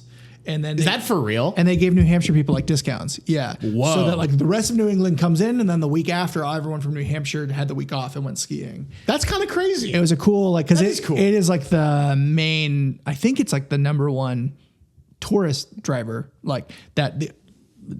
In terms of tourism, the North is where New Hampshire makes all its money. Wow. No one's fucking going to Merrimack, New Hampshire. But they should. They Yeah. should go see the Shaws and all the guns that get pulled at a Shaws. Why would there be a gun out? I'm trying to imagine a situation in which the police would pull their guns, and I'm imagining the stakes would be very low. I would have to imagine just the maybe a guy tried to like grift like a gum pack or something like that, like some shit like that. Can I tell you a quick story? Of course, yes. So I have been inside the Merrimack, New Hampshire police station. Okay. Because my senior year, You wanted to do a ride along. You said I'm interested in law enforcement. well, I'll tell you, the story is that the police in this situation, the police officers put me in an interrogation room and I'm talking like what they saw in NCIS SVU, sliding a recorder across the table, hardball. Like in my memory, they're wearing suspenders and the lights are on. No way. But it's because someone had been passing around one of the teacher's phone numbers to prank call her and leave messages. Got it. And I left what I would say is a very innocent one. I said she had a bunch of M&Ms, and this wasn't like a fat joke or anything. I was just like, she's like maybe she's like 27 years old. So Whoa. And I think it's because she was like a nice person who was like friendly with students that's why people were ripping on her, because she was like it's like a person who like I think you could figure out. I don't know what I'm trying to say. Was she like beloved or was she not beloved? I think because she was younger, like just gave shit to kids. Oh, got it. Okay. Like really was like the teacher is like, yo, Johnson, what the fuck are you doing? Like that teacher. So, okay. and like, so the kids, the Connor O'Malley type kids Yes. got her phone number. So this was not done out of like, we're fucking with her in a bad way. So from what I understood, Oh, no. I thought it was this lighthearted thing where like people were just annoying her by leaving funny messages. Sure. I said she had a bunch of M&Ms at layaway at Target, and if she wasn't going to pick them up, could we have them? That's funny. That's cute. You know what I mean? Yeah. I found out the thing, they showed me a transcript of what other people have been saying, and they were death and sexual assault threats. What? And so I was rolling. Are you fucking kidding me? I don't think they were just being. They're being dickheads. They're being dickheads and saying really nasty stuff. That's insane. And so I was rolled into like this larger investigation of That like, sucks, bring bro. everyone who calls her into the police station. Oh my God. And so these guys played my voicemail to me. And then they went, you think that's fucking funny? And you said kind of. And they said, this is my favorite part. The name I used was I went, hi, this is D'Artagnan from Target. Perfect. D'Artagnan is one of the Three Musketeers. Yep. They were like, you think it's funny to give yourself a black name? Whoa. That's New Hampshire culture. And I went, that's like a literary name. And And the teacher would know that. And that's actually a joke. But I ended up, she just said, as long as police have to talk to the parents, and as long as the parents know and they agree that they'll do something, I'll drop. You don't have to do anything. But if the Wow. parents don't respond, get the police involved. The teacher said that. Yeah, basically being like, if the police tell the parents and the parents are like, we got it, leave them alone. If you tell the parents and they don't care, do something about it. Wow. And I think these guys were stoked. I mean, there's like Starsky and Hutch level police work happening. Biggest crime that's ever happened in Merrimack. Big case. A fucking binder with printouts of all the calls. Yes. Transcribed. They had me read it, and I was like, Jesus Christ, I didn't say anything like this. That's crazy. Yeah. So did the relationship obviously change with the teacher, or like what happened? It was the summer after I graduated. So you were off the hook. It was when I was 18. Damn. So you could have been tried as an adult for that. Yeah. That's crazy, bro. Damn. Do you know what happened to some of the other kids? I mean, Not good stuff. I mean, they're the kids that I don't know what happened to them. I saw one of them. He ended up going to the Marines. Love it. Yep. Yeah. Shout out to him. Just like the kids who were smoking cigarettes in the parking lot, and the police officers would walk up and be like, am I gonna have to bust you again? Okay. So a guy with a pattern of behavior, so to speak. yeah. Love that. Kids with backwards tapped out hats, Oh, dude, that's the sickest shit I've ever seen in my life. I wish I had a tap out shirt on right now. Yeah. I might have to get one of those, honestly. Yeah. Probably cost like $1 million. Probably at this point now they're like it's vintage. ironic vintage. We'll do some notable people from the Merrimack, Nashua, Manchester area and then look at some places. Please. Christy Caracas, I think is how you say it. The creator of Super Jail on Adult Swim. Oh. Is from Merrimack. Born Really? in Merrimack. Yep. Does it say what year? I think I don't have the year in front of me, but I believe okay. like 70s, like born in the 70s. Oh, okay. Yeah. Okay. So I've never seen Super Jail. That was a show on Adult Swim that I missed completely. I've never even heard of it. It sounded scary to me. Like people were like, Super Jail is scary. Like, don't watch it. Like, that's what I heard. So From Merrimack. but Wow. from Merrimack. Shout out you and Christy Cargas. Damn. That's awesome. Sarah Silverman. Yeah. Born in or grew up in the Manchester, Bedford area. Yeah. Famously a New Hampshireite. And then also Seth Meyers grew up in Bedford. Bedford. Yeah. Is Bedford's like a Merrimack type place? No. No. Bedford's the rich town. Okay. Bedford. All right. Bedford's like a steep step up. Damn. Like Bedford is Bedford's the kind of place that didn't made like fast food illegal. Oh, got it. And like there's a Dunkin' Donuts there, but the Dunkin' Donuts have to match the New England like the historical New England aesthetic. No way. I don't know if you ever seen like things like that, like where like the Dunkin' Donuts looked like an old New England home. Yeah. Or it was like built into, but Bedford is like So that's a NIMBY ass place. Bedford is like a waspy. Yeah. Yeah. Very, very, very wealthy place. Okay. Well, shout out to Seth Meyers. It rocks. Bedford's beautiful. I'm sure. Yeah. It's like, yeah, if you have a lot of money and want to live near the big town in New Hampshire, Bedford seems like the place. But if you were in fucking Bedford and you wanted to get like Doritos, you couldn't. You go to the grocery store, it's like fucking like Whole Foods ad. And like I was at the place where I was like, that's fucking annoying, dude. Yeah, dude. I mean, listen, I'm 29. I'm annoyed to hear that right now. I'm like, let the guy have Cool Ranch Doritos. You go to the grocery store and they don't have regular soda. They just have fucking like, oh my God. They have Hanson's Natural or whatever. Yeah, exactly. Fuck that shit. Bedford was full of that. I hate that, bro. The McDonald's brothers grew up in Manchester. What? The McDonald's. Really? Yes. That's speaking of not fast food. discussed at all. Yeah. Them Richard and Maurice McDonald grew up in Manchester, New Hampshire. Wow. So shout out to you. Shout out to y'all for that one. Thank didn't you. know. And then we all know what happened. Michael Keaton came in and absolutely ripped it from their cold dead hands. Ray Kroc. Yeah, dude. He's a piece of shit. So I went to business school, and that Ray. Thank you for that, by the way. Of course, I appreciate you my doing service. that. There is an award I think called the Golden Hose or something from Ray Kroc. Okay. I think it was an award. I could be wrong about this, but I remember learning about this in business school about a Ray Kroc. Ray Kroc used to give an award or was given an award that was a golden hose because he had a phrase that was, when my competitor is drowning, I don't offer them a hand. I put a hose in their mouth. That's awesome. That's so awesome. And you were doing that at business school? No. You were stepping on the fingertips as they're holding onto the cliff's ledge? We had one professor who was maybe like 70 something, who I think was his entire mission was to try and eradicate bad business behavior. Because his father was a war profiteer. He's the guy that invented putting air in Chip's bag to sell less. Are you shitting me? He did it. The worst guy who's ever lived. World War II, he did it. He pretended that he needed to put air in the bags to ship them overseas, but he really didn't. Fuck him. So he could sell less product and make money off of. And so this business teacher's mission was to like put ethics into business because he was so ashamed by what his father had done, war profiteering. Unbelievable. Amazing, right? And this was his dad who did that? Yeah. Unbelievable. Crazy. We have to talk more about that off mic.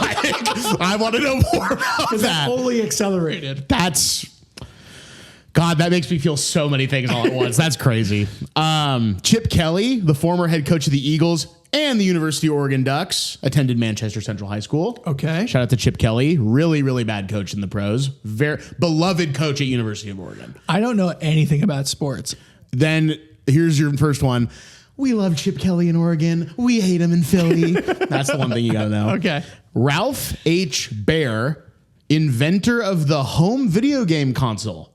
Oh. Worked on it while he lived in Nashua. Nashua. Okay. And I don't have much. I tried to look like, what does that mean? Like, did he invent the Atari? There wasn't a ton of information available about what that really means. So maybe that's BS. Just a guy. Just a guy who apparently invented the home video game console. Damn. In Nashua. Ray Lamont. I don't. Is it Ray Lamontagne, the singer? Wow. Yeah. You know what I'm talking about? I think it's Ray Lamontagne, born in Nashua. Okay. I used to listen to him a lot, actually, like late 2000s, early 2010s. I do think that was something that was brought up. That name sounds familiar as something that was like brought up. The guy who does that song Trouble. Yeah. Yeah, that's him. I really like him. I haven't listened to him in a long time, but I like him. Triple H, the wrestler.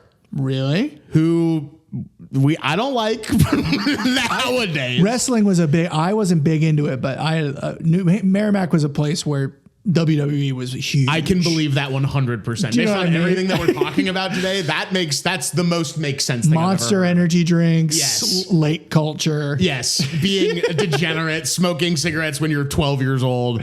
Yeah. But Triple H is from Nashua and now works in the Trump administration. This is a quote, in 2025, Levesque, which I think is his real last name, I think his name's Paul Levesque, I could be wrong, was appointed to the President's Council on Sports, Fitness, and Nutrition. He serves as the council's vice chair. That sucks. And obviously Trump was like involved with like the WWE and stuff. Big guy. We love him. Very interesting guy. It's interesting you said Levesque, New Hampshire, because of Manchester was a mill town, so a lot of French Canadians moved there, and they all pronounce their last names, I believe, incorrectly. I would believe that too. Like Levesque, or there's a person I knew, last name was, I guess technically it'd be Mugnot, but it was Mignault. I love that. I love that. A lot of IER, like Le Riviere. There was a teacher, Mrs. Le Riviere. Yes. I mean, Ms. Le Riviere, but I didn't even process. Well, it's the American version. I guess so. Yeah, it's the American version of the French. Yeah. Which sucks. But I had a friend who pronounced his last name Levesque, which is... Was that how you're supposed to say that? I think, but so many people said Levesque. That I would have never known in a million years. So yeah, well, that makes sense. And thank you. And actually, for once, the educator turns into the educated. For once.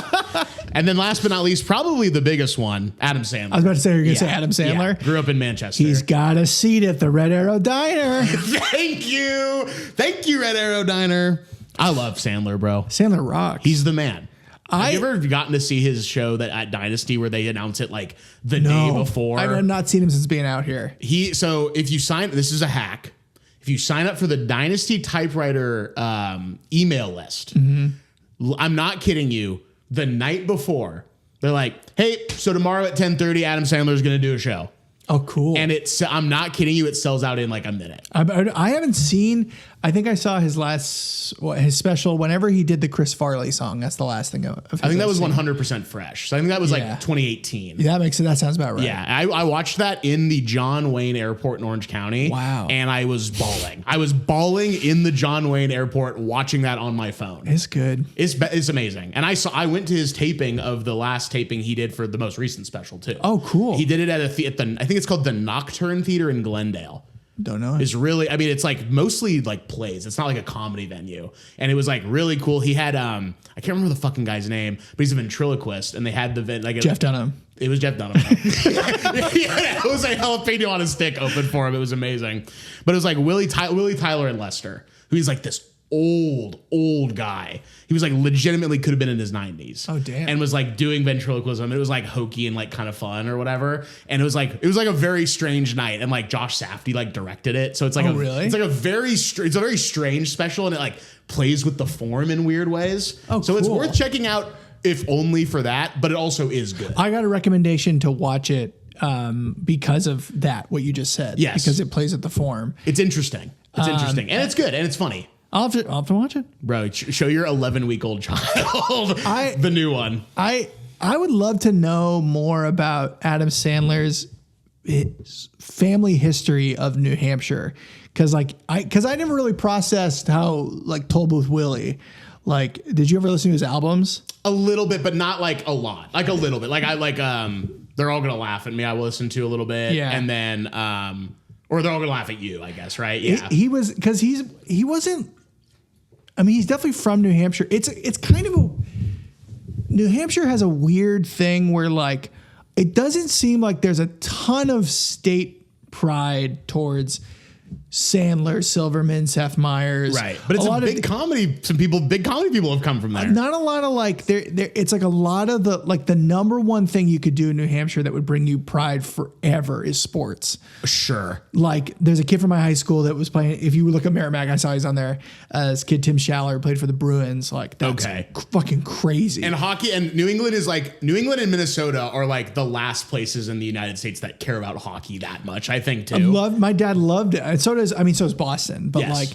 I just feel like growing up in New Hampshire, like being a doctor, being like, it was like, it's weird to me that Adam Sandler's from New Hampshire and it's like, oh yeah, cool. Yeah, he's from here. And no one really cares. Maybe. And like the other person who's from there is Steven Tyler, someone from Aerosmith, someone, or at least they like spent a lot of time in New Hampshire. Let's look that up. But there's still like a weird, I don't know. There's a weird relationship between like New England and showbiz. In that they don't give a shit at all? Or like what? They're proud of them, but it's almost like, yeah, it's nice. There's 4 in Steven Tyler's Wikipedia. There's 4 references to New Hampshire. We'll see. I have only looked at the first one. This one says Steven Tallarico. Steven Tyler. I believe that's his name. Is that I think his last name is actually Tallarico. Oh yes, it is 100%. Steven Tallarico. That's 100% right. This one says, before forming Aerosmith, Tyler wrote that he would become one of Aerosmith's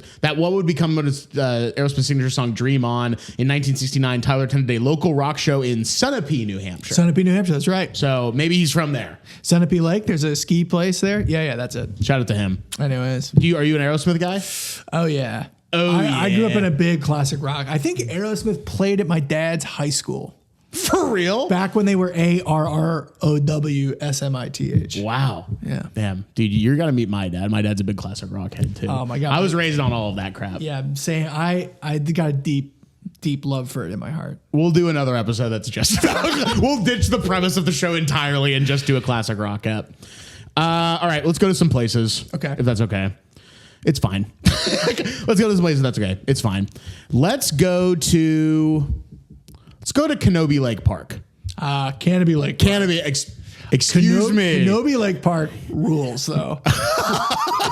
That's what in my head I'm like. Well, obviously it's Canobie Lake Park, but it's Canobie Lake Park. Yeah. This is the first time in the brief history of this show that we've actually talked about an amusement park. So I'm really, really glad you brought this to my attention. Yeah, we haven't talked about amusement parks yet.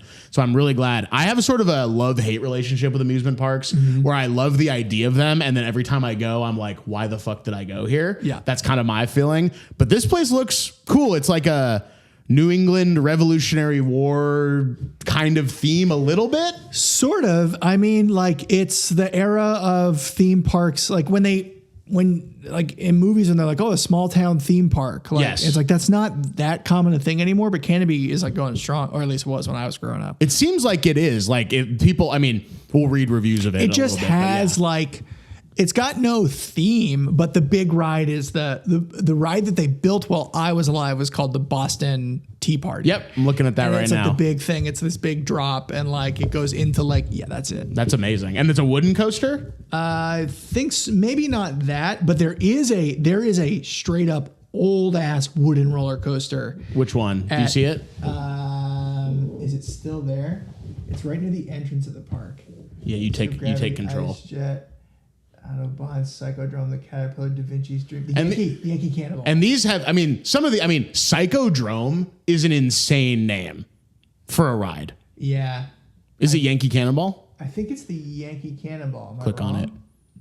Boom. Yeah, this is it. It's a wooden roller coaster. A wooden roller coaster is 10 times scarier. I would get nervous because when it was in the edge of it was in the parking lot, so like you could see it when you parked. Okay. And as the cart would come around this big bend, the whole thing would do this. That's so scary. Which I know it's supposed to do, but I hate it. It's terrifying because you're like, well, it's not supposed to do that. I was so scared. My mom loves roller coasters. I was so scared of them. The first roller coaster I went on was at Canobie Lake Park. I think I was 13, 14 years old. Okay. And as it went up the ascent, I cried. That's awesome. I was like, that's awesome. I'm so scared. I'm so fucking scared. And then when it went down, I loved it. Yeah. And you're like, well, I want to do that again immediately. My friends all went on it. And then I was specifically like, I'm going to go. I don't mind being by myself on one of these carts. I just fucking bawled. That's amazing. So scared. God. But everyone's done that. I know. Every single person who's ever faced their fear of going on a roller coaster is like, I'm so fucking scared to do this. You do it, you cry, and you're like, actually, that's kind of awesome. Then you get to a point where like Six Flags was much farther away. It's in Massachusetts somewhere. Okay. And they had Superman there. The Superman drop. I've only heard about that one. I just remember being like, nah. Well, that's fucked up. Yeah. To do a ride like that, a ride that like could actually kill you. I guess so. They say it can't, but how do they know? Well, it just hasn't happened yet. Yeah. It's sort of my view of it. But you've got rides on here: the Star Blaster, Psychodrome. What is Psychodrome? Can I see a picture of it? Yes, maybe actually. The Psychodrome might be. There was a. They do not have photos, unfortunately. I believe it was a kind of like the concept of like teacups. Oh, okay. Where it's like it's a thing spinning in a circle, but then there's also each thing is spinning too. Yeah, it was like like imagine like spider's legs. And at the end of each thing was also a thing that could spin. Totally. And so as it whipped around, it like moved you like this. That's awesome. And it was in the dark with strobe lights. That's scary. And like dance music. So it was like this weird kind of like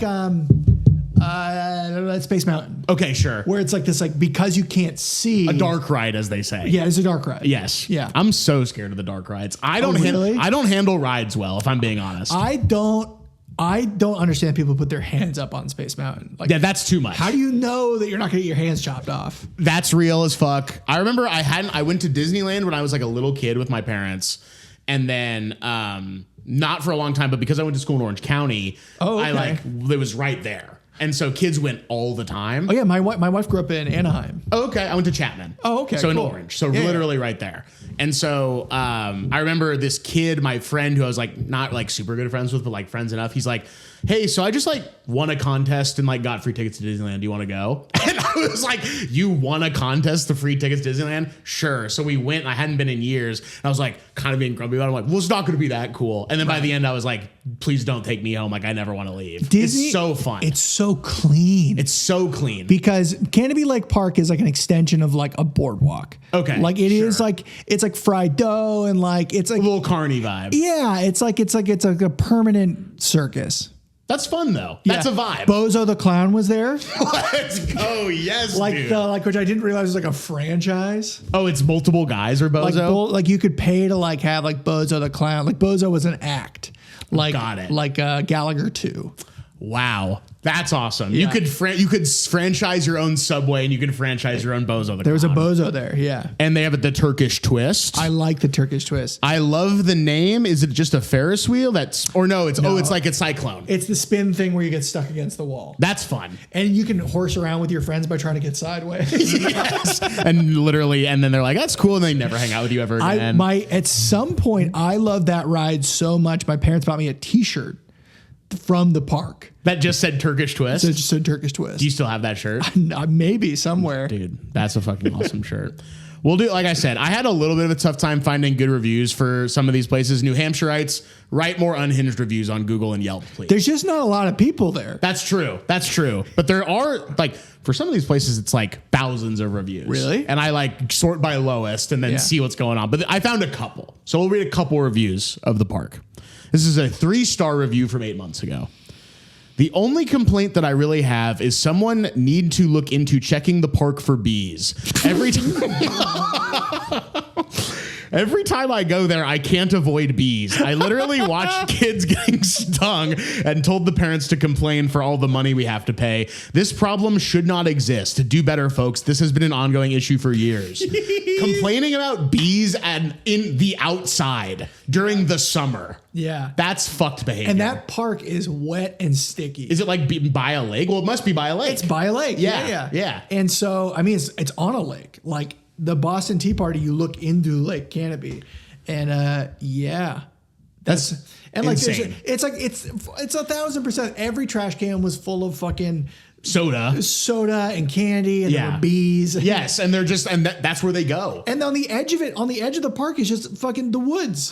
So like so stupid. Yeah, unbelievably stupid. That's awesome. This is a 1-star review from 2021. Stack up $1 bills as if you're going to the strip club. It's 100 degrees outside. Their vending machines that are probably from the 80s don't accept credit cards or touchless payment. Only other way to get a freaking bottle of cold water is to wait in the line for half an hour. Except that in my case, the water wasn't even cold.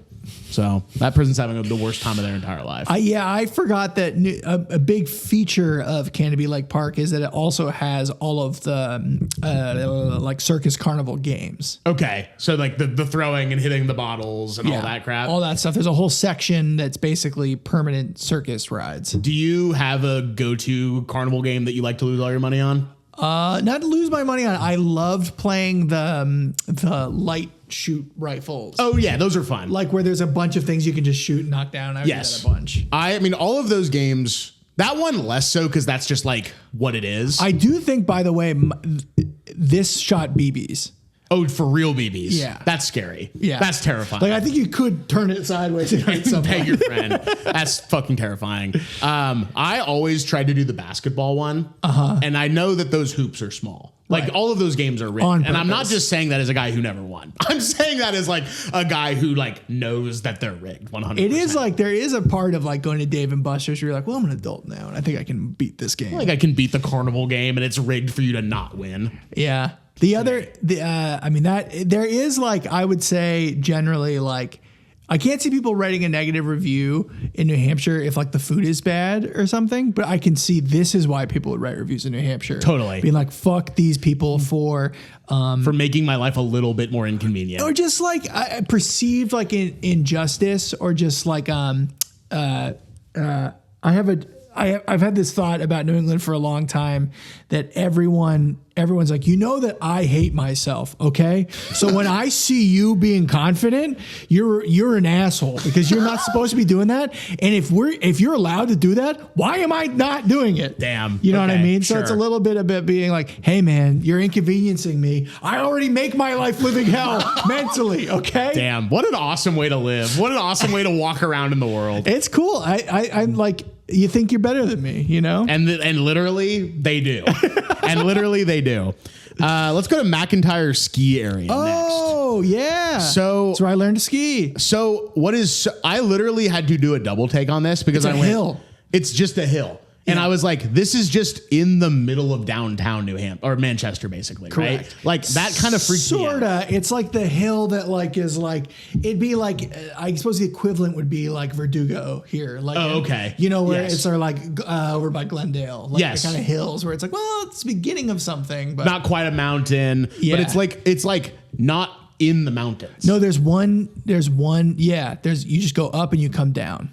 And you learn to ski there. Yes. And skiing, skiing was and snowboarding was like a big part of like what a lot of people did where I'm from too, because Yeah. Mount Hood is right there and it's like beautiful and like people go all the time. I never learned how to ski, never learned how to do anything like that.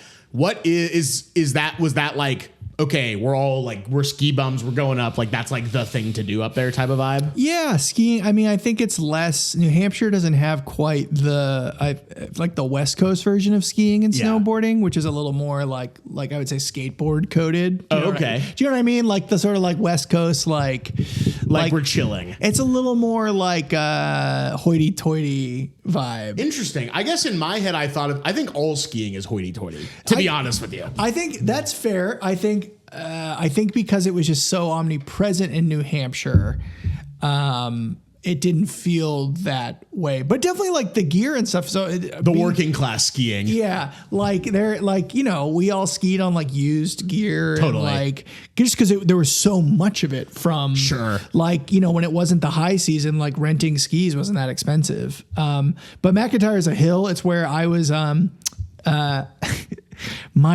My high school had a downhill ski team that was going to get cut because the funding had been allotted for it, but I guess nothing had ever been done with it.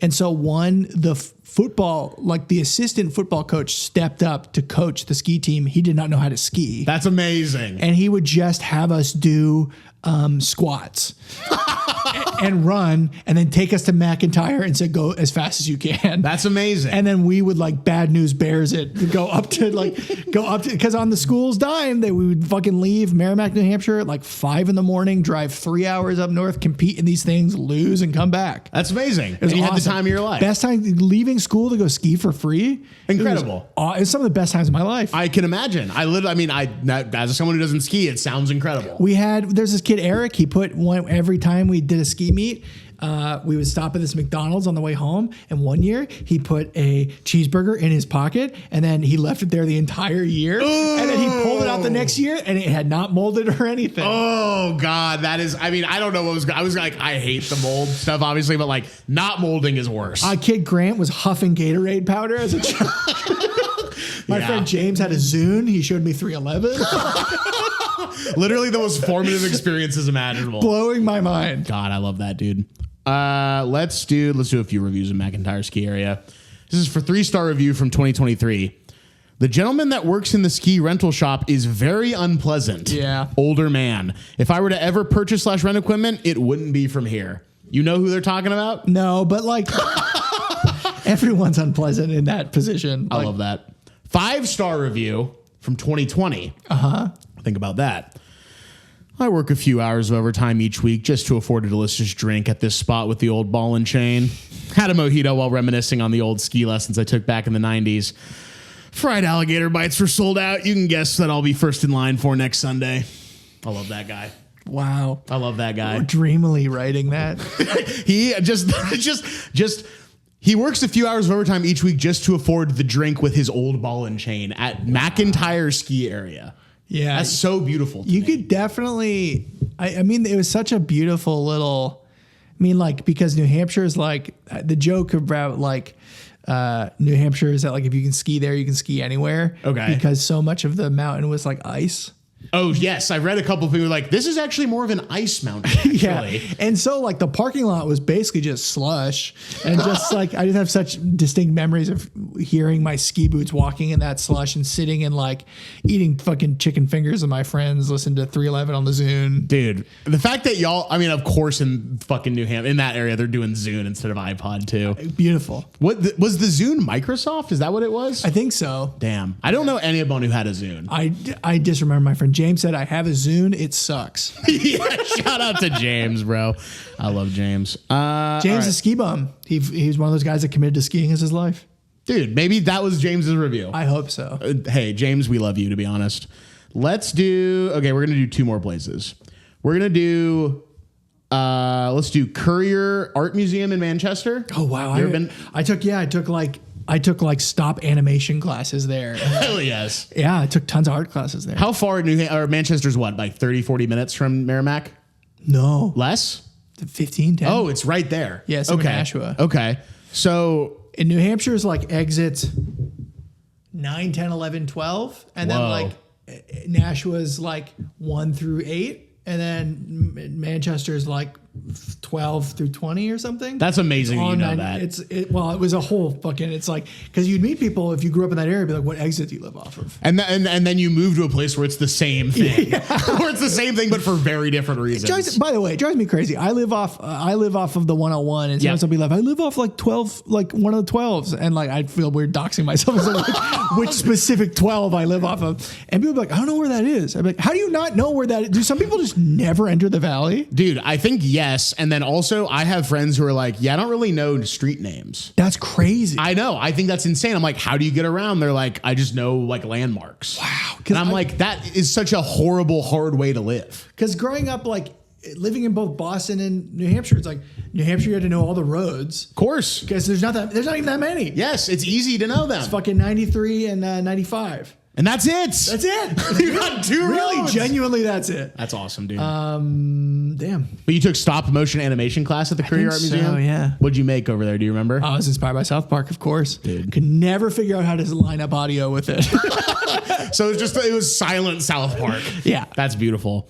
Well, as you maybe wouldn't be surprised to know, well, let's just read these 3 reviews in a row and you'll sense a theme, I think, pretty quickly. Yeah.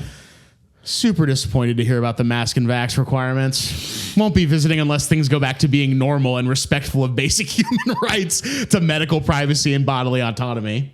I plead the fifth on all of this stuff. This is an issue that hit my family hard. Is it? Yeah. 1-star review from 4 years ago. I was looking forward to a trip over here with my wife and a few of our friends. We were very excited given the reputation. Once we found out they were requiring proof of vax, we decided not to go out of principle. Yeah. And then the one more for 1-star review from 4 years ago. I would never recommend a place that segregates human beings for their personal medical choices, especially children of that matter. Yeah. No medical intervention is one size fits all, and everyone has a right to decide what is best for them and themselves and their children. I will never go to this museum again or donate to them. Yeah. So I think you could pick up on the theme. It's pretty obvious. COVID and Trump really accelerated the libertarian, because it used to just be like, I want to be able to fucking light fireworks on my property. Which is awesome. You know, like I want to be able, if I want to deep fry a fucking turkey, lizard, yeah. leave me alone. And then it turned into like COVID. Yeah, man. Have you seen the show on HBO Neighbors? I've seen a little bit of it. Have you seen the one with the guy who has a farm in his front yard? No. That is a crazy episode. That one might bring you back to New Hampshire. Yeah. It's not in New Hampshire. I think it's in Indiana where they're doing it, but maybe similar vibes. Yeah. Really interesting. And then there's one more review. This one not related to COVID at all, so you don't have to plead the fifth unless you want to. Unless you also do this behavior. No, I don't do this behavior at all. No, Okay, no. ready? 1-star review. I have just been advised that my belted and sheathed multi-tool is not allowed in the museum. I have been on a 3-week road trip throughout New England and have been in many similar places. This tool has never been an issue. This rule is a bit over the top and offensive. Yeah. So you can't, it's actually brandishing a weapon, sir. Sorry. Well, New Hampshire. So I grew up going to this thing called what state fair was it? But the state fair in New Hampshire, we used to go to see the, did you ever been to a demolition derby? Do you know what that is? I know what it is. I've never been. Where you drive cars into each other until they catch on fire? Yeah. Yeah. And at that, my dad loved going to that. It was so much fun. Basically, people would take old cars and put roll cages in them, or not. And just not. Just smash the cars into each other until like one car was left. Amazing. And at that state fair, you could buy swords and knives and guns and perfect, of course. And so like knives were omnipresent in New Hampshire. Guys with knives on belts, big thing in New Hampshire. Open carrying a knife into Walmart or whatever. Guns less. I don't really think I've never fired a gun. I don't remember a friend having a gun. Okay. Knives though. Big knife country. And just because like.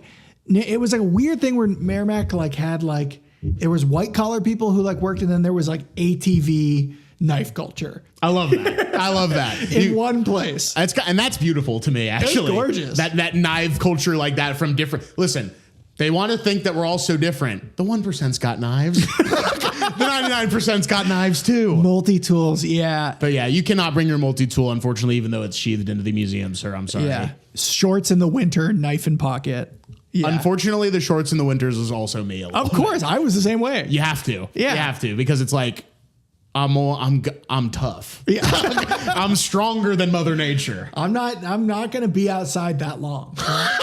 I'm literally just walking to the mailbox and then hanging out for hours and hours on end. We had a friend who used to show up to rehearsal in Boston in sandals in winter, and everyone who was not from New England would be like, "What's he doing?" I bet I get what he's doing. He's smart. He gets out of his house, gets into his car. He's only outside for like 3 seconds as he walks from his car to the theater. The version of that in Oregon is wearing a coat. Really? When it rains. Okay. Because it rains 9.5 months out of the year in the Pacific Northwest. And so if it's lightly drizzling and I know I'm from my house to the car, from my car to the store, back to the car, no coat. Yeah, why would you? No coat at all. But then my dad's always like, you gotta bring a coat. And I'm like, bro, I'm not gonna be outside. Also, I don't care if I get wet. No, I literally do not care.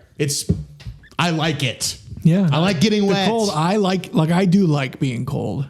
Well, obviously I love being cold. It's awesome. It's nice because here you don't get to be cold. It's the one thing that I do think is a point of contention for my wife and I, who's from Southern California. Oh, she is. It's you said Anaheim. I like choosing to be cold. Yeah, it's fine to choose to be cold. I like being cold. That is a medical necessity. Yeah. Sometimes choose to be cold. All right, we'll do one more place. Please. We'll do one more place and then get out of here.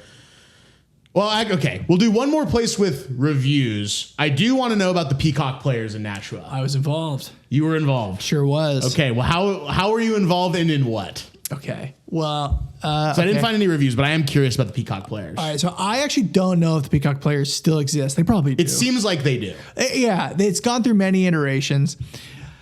The Peacock Players was a regional youth theater that for some reason has produced numerous people that have gone to Broadway. That's awesome. And the UCB. Correct. And so there's just there was this one guy.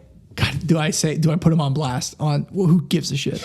Yes, bro. There was a man who was the artistic director. Yep. Who ran it. When you're a kid, you don't think about how weird this is.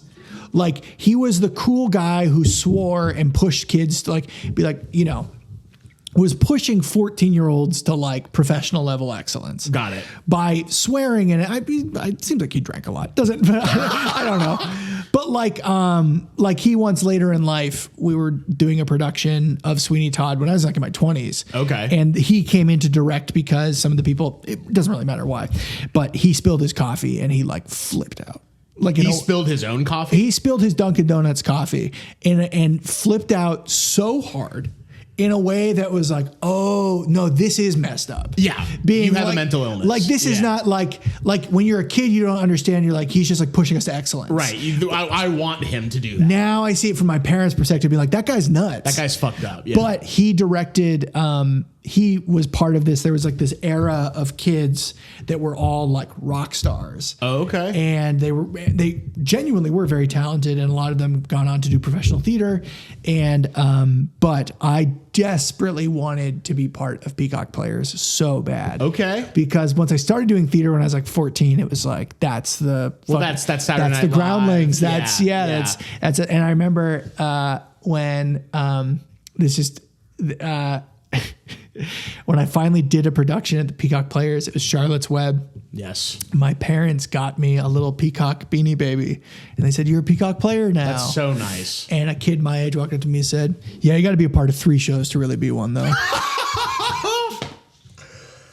Fuck you. Fuck you to that guy. And just like permanently, like that's where I think like my permanent like outside like underdog complex comes from. And then in that moment you went, I'm doing comedy. I think now I have to do comedy, unfortunately. But it was at the Peacock Players as I got older, and like, there was just more room because like the kids who were part of it left. Yeah. And so I became older. That's where I first did improv. Oh, nice. And so like it is a place that like it was formative. Yeah. And awesome. My friend that I did a podcast with for a long time, Mike Morrissey, that's where I met him. So Oh, really? You guys have, I know Mike. Yeah. Yeah. You guys have deep roots together then. Yeah, from Peacock. I didn't realize he was a New Hampshire guy too. He is. Yeah. He's from Nashua, which is like the bigger place. And we hate that about him. People call it Trashua, and he does not like that. Well, I like saying it. I'm going to say that too, I think. Manch Vegas and Trashua? Manch Vegas and I did hear about Manch Vegas too. Does that feel right for Manchester? No, it doesn't seem right. We'll do what? There's a couple places we could do. I want to take us to the Merrimack Premium Outlets, though. Oh, okay, yeah. Do you know about the Merrimack Premium Outlets? That happened when I was. Oh God, when does it say what year it opened? No, I don't have that information in front of me. No, but it was like a little newer. It wasn't around when you were a kid. It maybe happened. It was being built maybe when I was like senior, junior in high school. But Okay. it really came to prominence when I was in college. So Okay, so- it was the thing I would go home. My parents would be like, the Outlets is kind of nice. Yeah, this is kind of nice. We can go get Burberry for 50% off or something. Although they did fuck up and it's an outdoor mall. What the fuck are they doing? In New Hampshire. No, man. No, man. Come on. That's bad. And then we're looking at that's the beautiful outside for some reason. I've been there maybe a couple of times. My friend, when I played it, after college, I moved back home and played in a band. And my friend worked at Levi's. Okay. In the premium outlets. The Tommy Hilfiger, the Nautica, the Nike, the Leap. Yep. That's where your friend worked right there. The big thing in New Hampshire and Merrimack, New Hampshire, it probably isn't on anything. If you want to pull it up, it's called King Cone. The King Cone. Okay. KINGKONE. Oh, okay. Yep.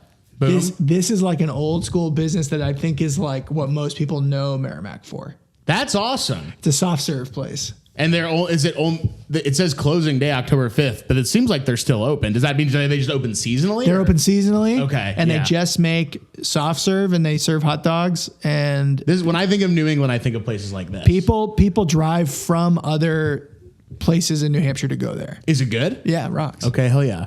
I don't have any reviews. There's no reviews, really? Well, there are, but I look at everything beforehand. That's fair. But that's awesome. When I eventually do make it to New Hampshire, I'm stopping in Merrimack. I'm going to King Cone, and I'm FaceTiming you, and I'm saying, "Come on now." I'm sure you could also go to Hayward's. Sorry to throw shade at King. If you want soft serve, go to King Cone. But if you want good Hayward's, yeah. How HA?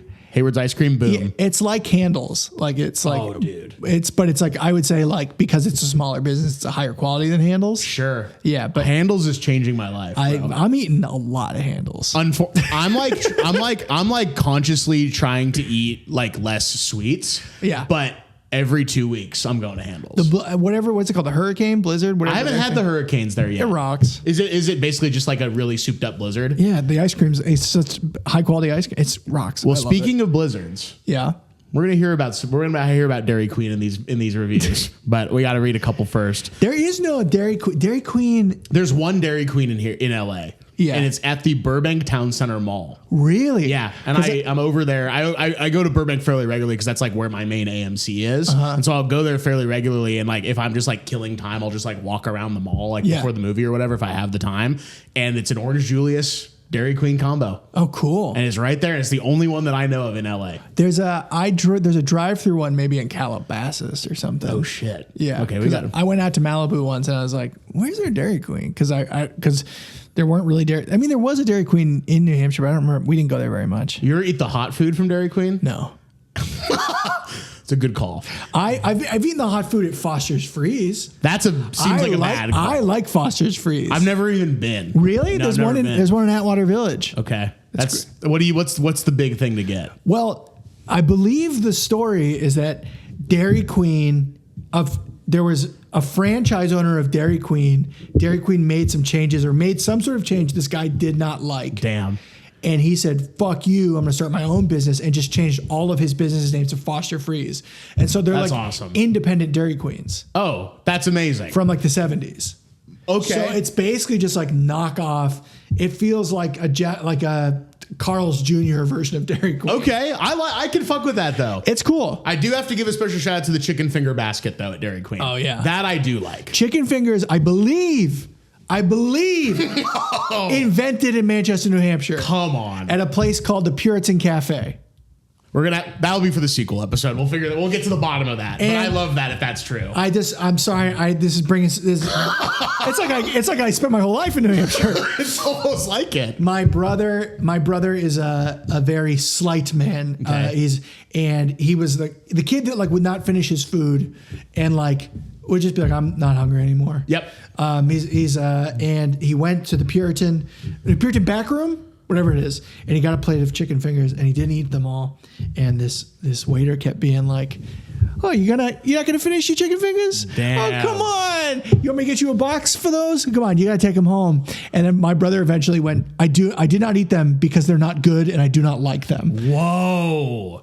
Damn. Threw the gauntlet back at this guy. Like- at the place they were invented. ribbing my brother over and over and over. Be like, "Come on, you not gonna take a bite from me? Come on, eat these." And eventually my brother, He snapped back. they're not good. Your brother snatched his wig. Your brother clapped back. He gagged him. Yeah. That's awesome. And if someone in New Hampshire heard me say that, they would take out their knife and stab me in the fucking neck. Why are you saying it like that? Why? I don't know what the fuck you're talking about. Just be normal. Just be normal is awesome. And I go, yeah, you come to LA, that is normal. Stop brother. being weird is like the big thing that plays in my head. I hate stop being weird. That's brutal.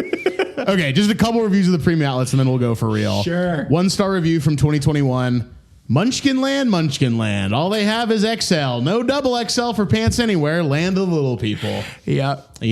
And we're loving that from them. And that's all you have to say about that.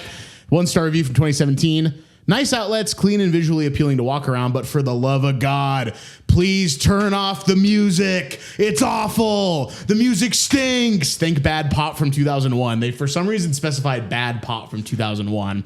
And it's too loud by the food court / play area. There's no need for music, and not everyone has the same taste. Just shut it off, or just play non-specific, relaxing type music if you must. I can't stand it. Yep. Can't even imagine how I've never once thought, oh, this music is bad at a public place. I'm just like, this is just what's playing. It's never occurred to me to be that pissed about it. That tracks. That tracks for someone. I just feel like growing up in New Hampshire, everyone was very vocal about every choice you made. Awesome.